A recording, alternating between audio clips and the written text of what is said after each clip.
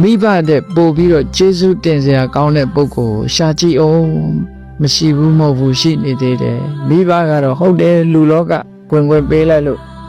ကျေးဇူးတင်စရာကောင်းတယ်လို့ပြောရမယ်လူဖြစ်လာတယ်မိဘရဲ့အကျိုးကျေးဇူးကြောင့်ကျေးဇူးတရားကြောင့်လူဖြစ်လာ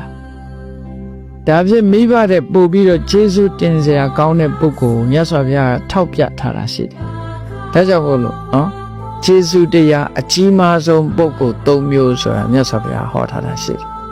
အဲ့ဒီထဲမှာမိဘပြောလို့တော့မဟုတ်ဘူးအကြီးမားဆုံးပုဂ္ဂိုလ်၃ဦးဆိုတာဘယ်လိုပုဂ္ဂိုလ်လဲတဲ့မိမိကိုဖရာတရားတန်ခါယရဏ၃ပါးကိုယ်ဝဲစိကတတ်အောင်လမ်းညွှန်ပြသတဲ့ပုဂ္ဂိုလ်တဲ့အဲ့ဒီပုဂ္ဂိုလ်ဟာကျေးဇူးရှင်တွေထဲမှာတော့ကြီးမားတဲ့ကျေးဇူးရှင်တစ်ခုပဲသူ့ရဲ့ကဲ့တင်မှုဟာအလွန်ကြီးမားတယ်လို့သူတို့ပြောအကယ်၍ကိုယ်ွယ်မှုမှားသွားရင်ဒီပုဂ္ဂိုလ်ဟာဒုက္ခရောက်သွားနိုင်တယ်မှန်ကန်တဲ့ကိုယ်ွယ်မှုမှန်ကန်တဲ့လမ်းကြောင်းကိုတင်ပေးလိုက်လို့ဖះကိုကြည်ညိုတတ်လာတယ်တရားကိုကြည်ညိုတတ်လာတယ်သံဃာကိုကြည်ညိုတတ်လာတယ်ဆိုတဲ့ပုဂ္ဂိုလ်ဟာမြတ်စွာဘုရားဟောတဲ့အတိုင်းယေကေစီဗုဒ္ဓံတရဏံကတတေနတ္တိဂမိတ္တန္တိအပါယဘူမိဖះတရားတန်ခါကိုယ်ဝဲစိတ်ကတဲ့ပုဂ္ဂိုလ်ဟာပယ်လေးပုံမရောက်ဘူးလို့များစွာကဲအပယ်ကနေကဲတင်ပေးရမကြပြီဘူးလားမိဘကအပယ်ဟာကဲတင်ပေးနိုင်တာမရှိသေးဘူးလေလောကကြီးပဲသူကပြတာပေးလိုက်တာပဲရှိ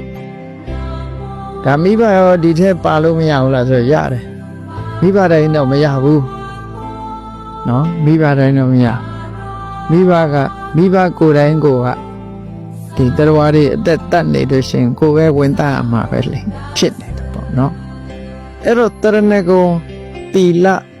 တရဏဂုံ၃ပါးကိုကိုယ်ပဲစိတ်ကတအောင်လမ်းညွှန်ပြသပေးလို့သူ့ရဲ့ခြေဆုတရားကြောင့်တရဏဂုံတီတဲ့ပုဂ္ဂိုလ်ဖြစ်ပြီဆိုရင်အဲ့ဒီပုဂ္ဂိုလ်ဟာတရဏဂုံတီသူဆိုတဲ့ပုဂ္ဂိုလ်ပေါ်မှာသူဟာတရဏဂုံတီအောင်လုပ်ပေးတဲ့ဆရာဟာဟောလမ်းညွှန်ပေးတဲ့ပုဂ္ဂိုလ်ဟာကြီးမားသောကျေးဇူးရှင်တူပဲဖြစ်တယ်ဟောဒီတည်းမိဘမပါဘူးနော်ဒါမြတ်စွာဘုရားဒါကိုထောက်ပြတရဏဂုံတီသွားပြီဆိုအပယ်လေးပုံကလွတ်သွားပြီဒီတဲ့အကျိုးဆက်တွေပြောမယ်ဆိုရင်တရဏဂုံတီခြင်းကြောင့်ဘုရားကိုစိတ်ကတ်တယ်တရားကိုကျင့်သုံးတယ်တန်ခါကိုစိတ်ကတ်တယ်အဲ့ဒီဘုရားတရားတန်ခါကျင့်ကြံခြင်းကြောင့်ရလာလို့သိလာတဲ့အသိဉာဏ်တွေကဆက်တက်သွားမယ်ဆိုရင်နိဗ္ဗာန်ထိအောင်အကျိုးရောက်သွားနိုင်တယ်ပေါ့အပယ်လေးပုံကလွတ်ရုံနဲ့မကဘူးနောက်ဆုံးမှာတန်တရားဝဆင်းကလွတ်ကင်းနိုင်တယ်ဆိုတဲ့အကျိုးကျေးဇူးထိအောင်ကျေးဇူးပြုတာဖြစ်သောကြောင့်ဒီပုဂ္ဂိုလ်ဟာကျေးဇူးတရားအကြီးမားဆုံးသောပုဂ္ဂိုလ်သူ့ဖို့အဲ့တော့အတီးတီလူတိုင်းဟာကိုယ့်အတွက်ကျေးဇူးတရားအကြီးမားဆုံးပုဂ္ဂိုလ်ဘယ်သူလဲကိုယ့်ကိုစဉ်းစားငါဟာဘယ်သူကြောင့်ဖရာတရားတန်ခါယရဏ၃ပါးဆိုတဲ့ကြီးညိုမှုလေးစားမှုဆိုတဲ့အသိဉာဏ်ကိုရပြီးတော့ကြီးညိုကိုးကွယ်တာလဲလို့ဆိုတာကိုကြည့်လိုက်လို့ရှိရင်အဲ့ဒါလို့ကြီးညိုကိုးကွယ်တာအောင်ဟောပြောတဲ့ပုဂ္ဂိုလ်ဟာအမေဖေတဲ့လည်းဖြစ်ခြင်းဖြစ်မယ်ဆရာသမားလည်းဖြစ်ခြင်းဖြစ်မယ်မိတ်ဆွေလည်းဖြစ်ခြင်းဖြစ်မယ်ဘယ်သူပဲဖြစ်တရဏဂုံတီအောင်သူ့ကိုအကြောင်းပြုပြီးတော့ကိုဟာတရဏဂုံတီခဲ့တယ်ဗုဒ္ဓဘာသာစစ်ဖြစ်လာတယ်ဆိုလို့ရှိရင်တော့ဒီပုဂ္ဂိုလ်ဟာကိုယ့်အတွက်အကြီးမားဆုံးသောကျေးဇူးရှင်ကြီးပဲဒီလိုတတ်မှတ်ခိုင်းတာမြတ်စွာဘုရားနော်ဒါကတူနောက်ဒုတိယလိုက်ပြီးတော့ရှာမယ်ဒီဖရာတရားတန်ခါယရဏ၃ပါးကိုယ်ဝဲစိတ်ကရုံများမကဘူးနောက်တစ်ခါဒီတဲ့အရေးကြီးတာကဘာလဲလို့ဆိုရင်အမှန်တရားကိုသိဖို့အရေးကြီးတယ်ဖရာတရားကိုယ်ဝဲဖရာတရားတန်ခါယရဏကိုယ်ဝဲစိတ်ကတယ်ဆိုတာလမ်းကြောင်းအမှန်ပေါ်ရောက်ရုံပဲရောက်သေးတယ်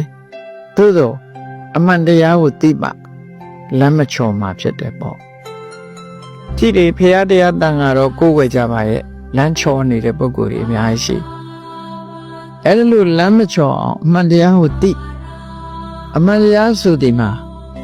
သစ္စာ၄ပါးကိုပြောတာဒီနေရာမှာသစ္စာ၄ပါးဆိုတဲ့အမှန်တရားကိုမသိဘဲနဲ့တဏှာဝကလွတ်တယ်ဆိုတဲ့ပုဂ္ဂိုလ်မရှိဘူးမြတ်စွာဘုရားကိုယ်တိုင်ကနေပြီးတော့ ရဟန်းတော်တွေကိုဆုံးမဟောကြားပေးတာရှိတယ်ဟောဒီသစ္စာလေးပါးကိုမသိလို့တဲ့ငါရောသင်တို့ရောတန်တရားထဲမှာကျင်လည်ခဲ့ရတဲ့ဘဝတွေမြောက်များလှပြီအနမတက်ကတန်တရားတစ်ခွင်မှာဟောဒီသစ္စာလေးပါးကိုမသိလို့တို့တွေကတန်တရားလဲလာခဲ့ရပြီလို့ရသော်ဘုရားကဒီလိုဟောစတုဏံအရိယသစ္စာနံယထာဘူတံအတ္တတနာသစ္စာလေးပါးကိုအမှန်မမြင်လို့သင်တို့ရောငါရောတန်တရားထဲမှာဆင်းရဲဒုက္ခအမျိုးမျိုးနဲ့ကြုံရ